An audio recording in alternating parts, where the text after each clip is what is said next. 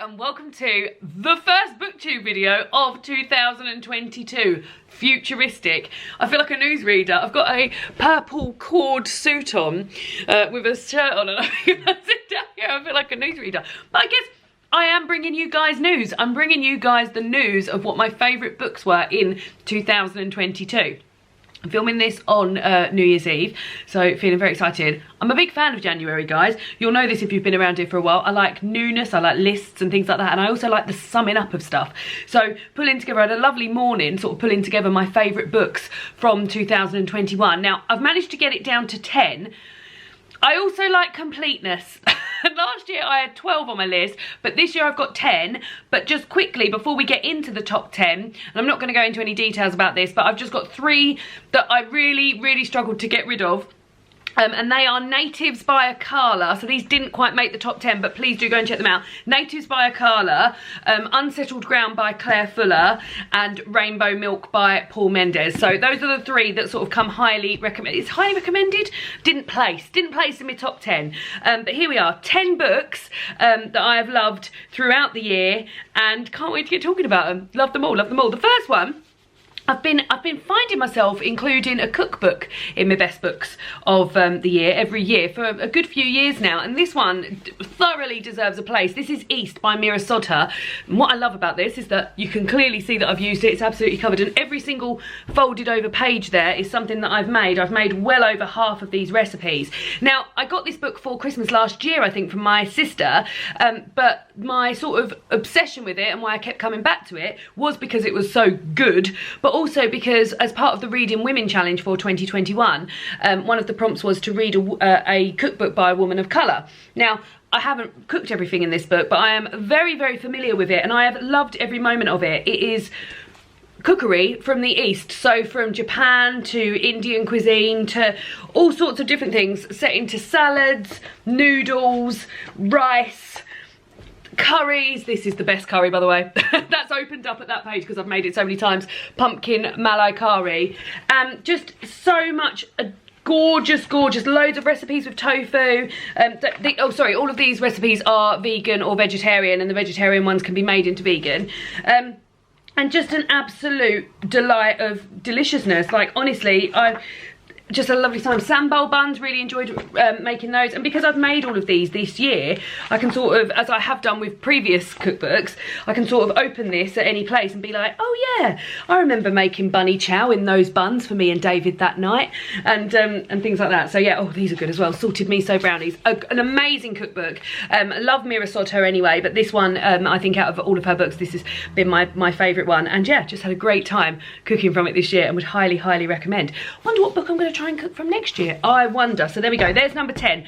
Number 9 is The Appeal by Janice Hallett. You may have seen me and my reading experience of this earlier on in the year on Instagram. So I picked this up one night. Well, I'll tell you the story of it because I'd seen that it was Waterstone's book of the month, which I sort of keep a semi-eye on. I'm not like obsessed with that, but I sometimes think, oh yeah, let's have a look and see what paperback is Waterstone's book of the month. And I'd looked at it and saw that this was it and thought, oh, do I feel like I'm into that murder mystery? Sometimes I read them, sometimes I don't.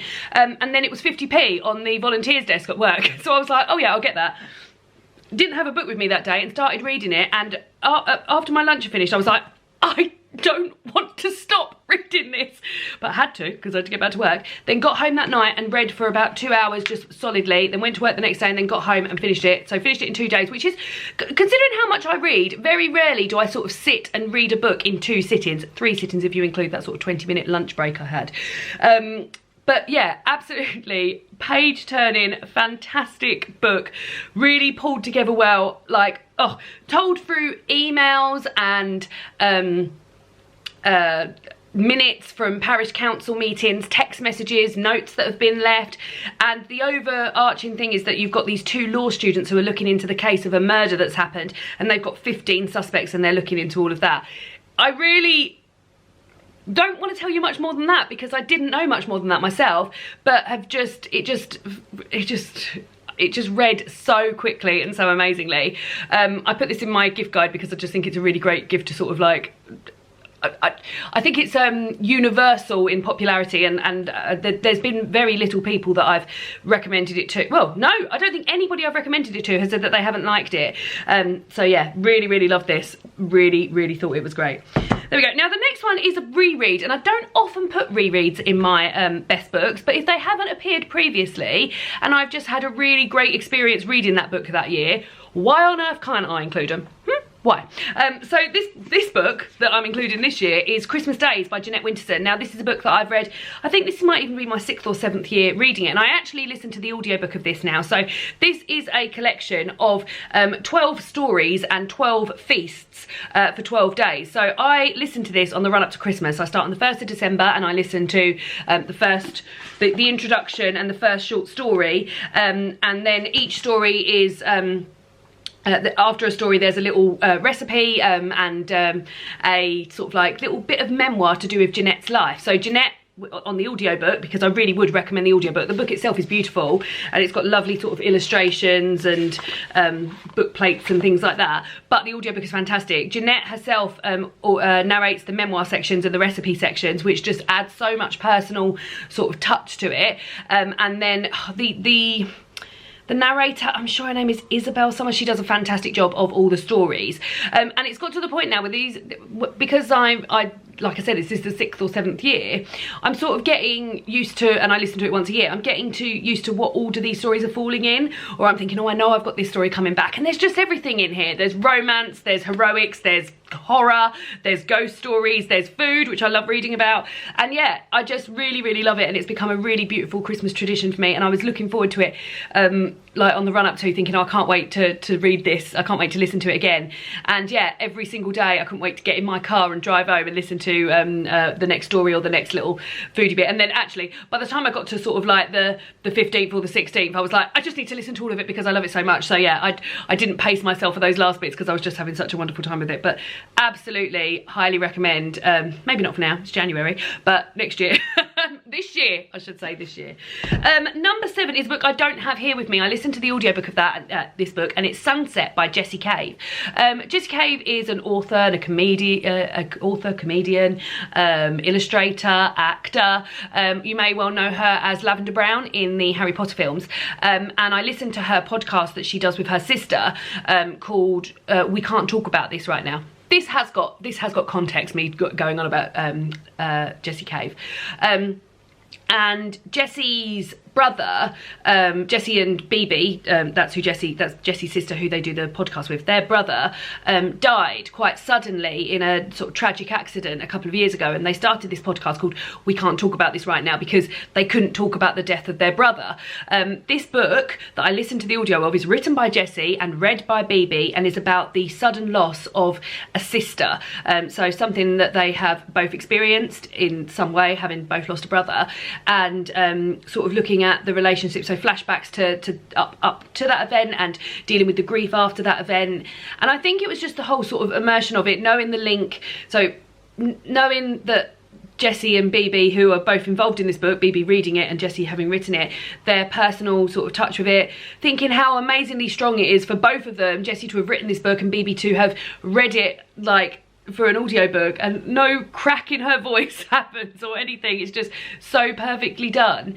And yeah, I just find it very real. Like the relationship between these two sisters in the book wasn't romanticized or anything like that. There was horrible moments where she sort of like on the arguments that they'd had in the past, and her sort of hating her sister for things she'd done before she died, but still loving her because she was her sister, and it just felt so real, and it was just so well written and so emotional. And yeah, I just love those two girls. So this was a really great book, and we're looking forward to reading much more that Jessie's got to offer. I really, really enjoyed the book and would highly, highly recommend the audiobook.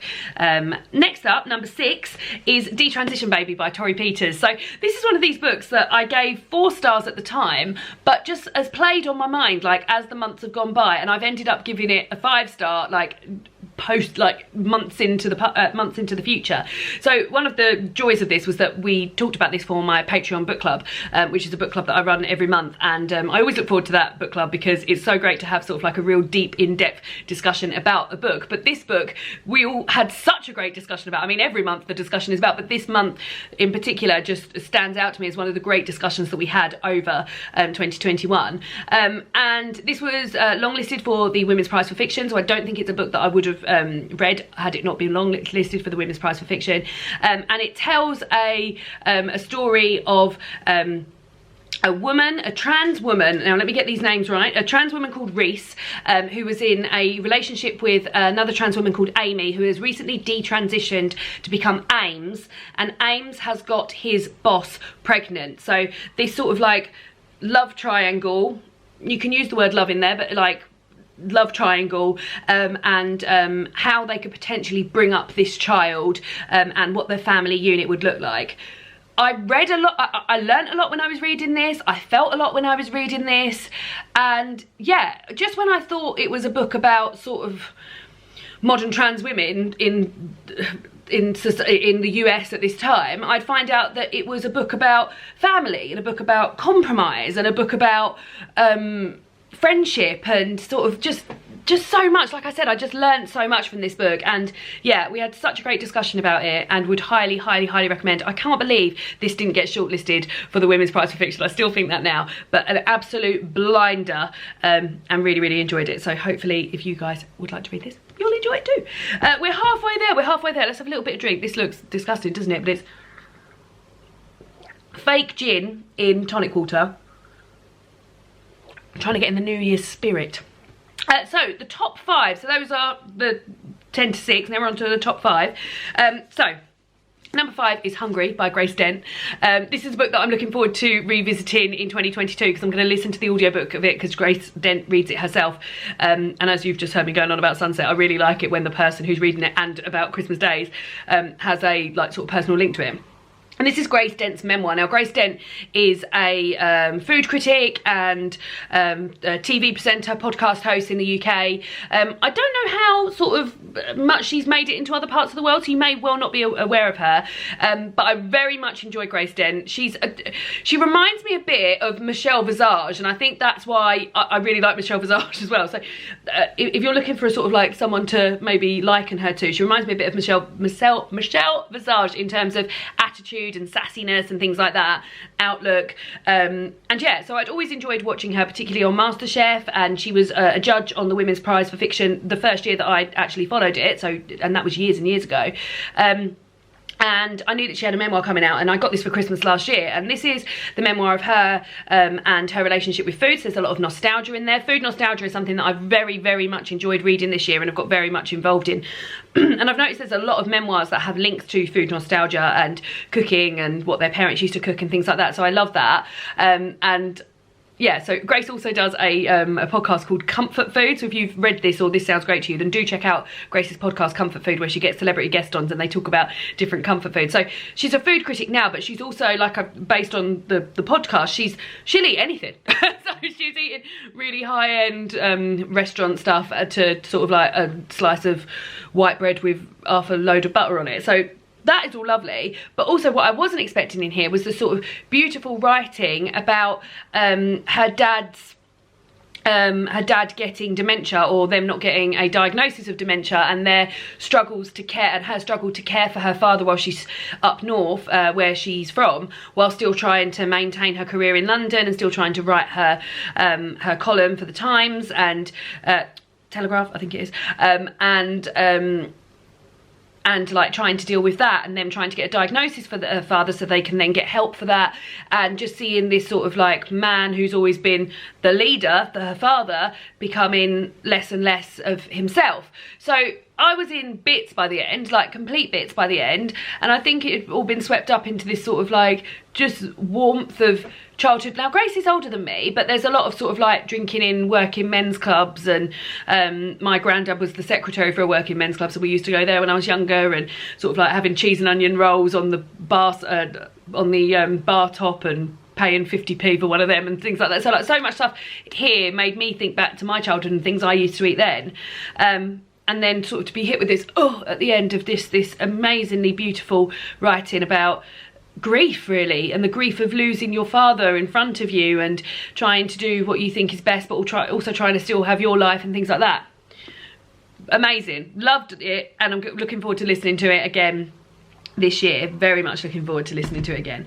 Then next up we've got Severance by Ling Ma. This was fantastic. Now, the top 4 books, I think I say this every year, but like, you could get me on a different day and these would be in a different order, but the top 4 books are all, I mean, all of these books, all 10 books are amazing, but like the top 4 books, this, for a long while, once I'd read this, I was like, well, this is the best book I've read all year. This is the best book I've read all year. And then gradually I read a few more things, but this was fantastic. So this, the foreshadowing in this is amazing. So this was written in 2018, and it follows a young girl called Candice, and she is Chinese, living in the US and working for working in an office job, and she thinks a lot back about her relationship with her parents, and things like that, and there's sort of like the emotional bits of that going on where she's thinking about the relationship she had with her parents and what it could have been and what it was. There's also the monotony of her admin job where she's working for a publisher, sort of like thinking, is this the right colour for the paper that I'm going to publish this book in, is this and all of that. And then while this is all going on, so there's like the romantic love side of like thinking about your parents and monotony of an office job, there's a fucking pandemic going on, like a sort of apocalyptic pandemic where these people have got this, I can't remember what it's called, the something fever, something, I can't remember what it's called, the fever that they get, but a fever which basically slows everybody's bodies down, so that and people rely on muscle memory. So for example, there's a moment where Candice walks past a shop and there's a woman in there who's just folding jumpers over and over again, and the shop looks beautiful from the inside because she's just been in there just folding jumpers, and people stop eating and stop, so people are dying like that. So like a semi, like there's a zombie vibe to it, but not as a zombie vibe that I knew. So yeah, so you've got these such different levels of writing going on: monotony, love, nostalgia, thinking about your parents, zombie apocalypse happening. And yeah, and although you're following Candice this whole time, like the whole thing is about the much bigger picture. I loved it, and I loved reading it, and I loved being involved in it, and like there's so much stuff in there to do with, I know we're not in a zombie apocalypse at the moment, but there's so much stuff in there that's relevant to like the pandemic that we've been through, which I know won't be everyone's bag. Not everyone wants to read about the pandemic, having still been in a pandemic, but yeah, I thought it was brilliant. So I would love to see a film or a TV series of this, but at the same time, like, not that much happens as well, so thought it was great, absolutely great, really enjoyed it. So these are the top 3. The third, number 3 is a book that I don't have here with me. It's Piranesi by Susanna Clarke. I read this on my e-reader. I got it out from the library earlier this year. Oh, Piranesi, how endeared I am to you. So this is, and I don't really want to tell you much of what this is about because I want you to go into it as I did, but all I will say is that it has some of the most visceral and sort of unforgettable writing that I have ever read, down to, it opens with a scene. So Piranesi, what I can tell you about it is that Piranesi is living in this sort of vast stone complex of different halls, and there's water that come into the west halls, and there's stairs that lead up to this part and things like that. And Piranesi, who I'm very endeared to, spends their whole time writing notes about what they have found in these vast halls, and they're massive, and they've been living there for years and years, and they've got these massive diaries of like bones that they found, crisp packets that they found, what happens when that floods, what birds are coming in, etc, etc, and all of this. And for a long time I was like, well, what the fuck is going on? So I spent a lot of time thinking, what the fuck is going on? And this book opens with this scene of these statues. There's many statues in these vast halls, and it starts with a statue of a bee crawling across a woman's, a statue of a woman, and that statue is a bee crawling across a woman's eye. And I was just like, my god, that's such a image, which has obviously stayed with me. And yeah, so I was just like well into it from the start, still not really knowing what was going on, but loved it. Bought it for so many people this Christmas because I thought, well, it's one of my favourite books of the year. Absolutely can't imagine a world where people won't enjoy this. So my sister's got it, my mum's got it, David's mum's got it, and I've told literally everybody to read it. And yeah, so Piranesi meets with somebody that they call the Other twice a week to talk about what they've discovered in these halls. And that's all I'll say. But it is magnificent. I've never read anything like it, and I'm not sure I'll ever read anything like it again, but it was just so fantastic. And like I said, I feel very endeared to Piranesi, and there's sort of little to no resolution in this book, which I don't normally like, which is weird actually, because there's little to no resolution in Severance as well. But yeah, absolutely adored it, thought it was fantastic. Highly recommend. Last two books, bestest books of the year. I've read so many good books this year. It really has been a good year of reading, and looking back on these books has just been lovely. But number 2 is The Other Bennett Sister. Now this is a proof copy by Janice Hadlow. The front cover, well, the front cover I've seen is this. I'm not into the new front cover, guys, of the paperback. I don't really like it at all. But this is The Other Bennett Sisters. This is a retelling of Pride and Prejudice, told from Mary's perspective. Mary, the middle sister. So you get events that happen before Pride and Prejudice, you get events that happen during Pride and Prejudice, and you get events that happen after Pride and Prejudice. So you're following Mary's life throughout. And Mary is a sort of character that's very much sort of scoffed at during Pride and Prejudice, and you don't get much airtime with her, and what you do get, she just seems like a bit of a daft old boring cow and things like that. But this sort of goes much more into depth to her life, and why maybe some of the events happened in Pride and Prejudice. There's like creative license there, which I really liked. But the writing of this, like, I forgot that this wasn't just Pride and Prejudice. Times I was just having such a great time, and especially in the later parts of the book where she goes and stays with Jane for a bit, or she'll go and stay with Lizzie for a bit, and she goes and spends time with her aunt. Like, the revisiting of all of these characters, and the way that Janice Hadlow has written these characters and continued their character traits so perfectly, so well done. Like, onto, so like Mrs. Bennett continued, and Lydia continued, Lizzie continued. It's just done perfectly. This is the best last year I read a lot of retellings of Pride and Prejudice. I didn't get around to reading this. This was on my TBR and I didn't get around to it. And this is by far the best. Like, this is as good. I got as much enjoyment out of this as I did when I was reading Pride and Prejudice, and I really enjoyed Pride and Prejudice. So yeah, highly recommend. Would be interested if you are a lover of Pride and Prejudice or a big Austen fan and you've read this, like, how do you feel about this? I'm interested to know, because I've read Sense and Sensibility, I've read Pride and Prejudice. I'm just looking up to see what I've got. I haven't read Emma, I haven't read Persuasion, and there's another one, isn't there? I can't remember what the other one is. But yeah, so my only real familiarity, because I wouldn't even go as far to say as I'm familiar with Sense and Sensibility, is with Pride and Prejudice. And I loved, like I said, I enjoyed this as much, if not more, than the original text. The canon, they say, don't they? So yeah, highly recommend. Great book, just great, and lovely chunky one. I filmed a video earlier this year where I was talking about 5 books that I thought were going to be 5 stars. This was one of them. It absolutely was a 5-star. But yeah, absolutely loved it, and it was just so nice to get so immersed in it for such a long time. I took it on holiday with me, and like, just to sort of pick it up and pop it down and be back in Meryton or back at Pemberley, and oh, beautiful, wonderful. So number 1 book. Has anyone got an idea of what my number 1 book could be? I made no lie, I made no what's the expression I'm looking for? I didn't hide how much I loved this book when I read it. Again, I listened to the audiobook of this book, but I do have the copy of it here. And it's Fingersmith by Sarah Waters. Sarah Waters. I've only got one of her books left now. I've got Affinity left.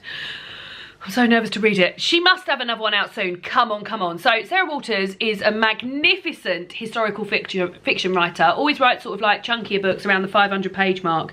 And always does such amazing and intense research into these periods that it is, I don't question a thing. I don't question a thing when I'm reading it. And I've read many of her books and have enjoyed so many of them. And every time I read, like, Tip in the Velvet, I absolutely loved and thought it was absolutely amazing. I thought, well, I'm never going to love anything. I'm never going to love a Sarah Waters more than this. And then you read something else and I love that. Love Night Watch. And then you read something else and you love that as well.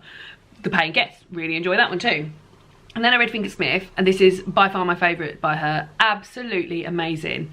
Again, I don't want to go too much into the plot, because there is one of the biggest twists I've ever experienced in my life. So much so that I gasped. I was listening to it on the way home. As I said, I listen to sort of audiobooks and podcasts on my way to and from work.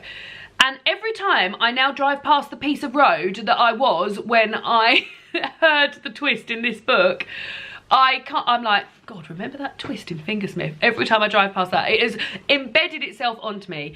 But you are following, this is set in London in 1862, and you're following Sue Trinder, who is a fingersmith, a thief, and she lives with a group of fingersmiths, and who are all sort of under the care of this one woman called Mrs. Suxby. They're a big family and they all sort of look out for each other. And then one night, after you sort of get to grips with how Sue's life sort of runs on the day-to-day, a chap called Gentleman, or Gentleman, as the narrator to this, the narrator does a fantastic job as well, turns up and says that he's got this sort of like big job he wants Sue to be involved in, and Mrs. Suxby says, oh, do you want to go? And all is it up, and like, and Sue decides to go and do this big job, which involves sort of tricking a young girl who's sort of Sue's age, and she goes to live with her and becomes her maid, and maybe whispers a few bits in her ear to get her to maybe think about getting in on this this scheme that they've got going on, and like trying to trick her into it. But yeah, absolutely fantastic. Like I said, the historical research in here is just fantastic. I question nothing. It's just so good. But would highly recommend, and looking forward to reading Affinity, but also scared to read Affinity because I don't want it all to be over. And loved it. I'm definitely going to reread The Paying Guest as well this year, I think. I loved reading that a couple of summers ago. Very much enjoyed it. So there we go. Those are my 10 favourite books of the year. It's been a really good reading year. And like I said, I had a great time going back and looking at the books that I've read this year and picking out some favourites. And there's been, like I said, there was the 10 and then the 3 at the beginning, but there were more on top of that. Like, I could have gone on forever. But yeah, hope you've enjoyed this. Let me know if you've read any of these books. Let me know if any of these are your faves. If you are subscribed to me. If you don't follow me on Instagram, do go and give me a follow over on Instagram, because I review every single one of my books on Instagram as I've read them. So I do sort of like monthly wrap-ups at the end of the month, which are much more in depth on this channel. But if you want to sort of keep up to date with what's happening on as I'm reading it, go and have a look at my Instagram, @Lauren&the_books, and you can see me read things as I go. But yeah, hope you've all had a great reading year in 2021. Happy New Year, and I'll see you all again soon for another book video. Goodbye!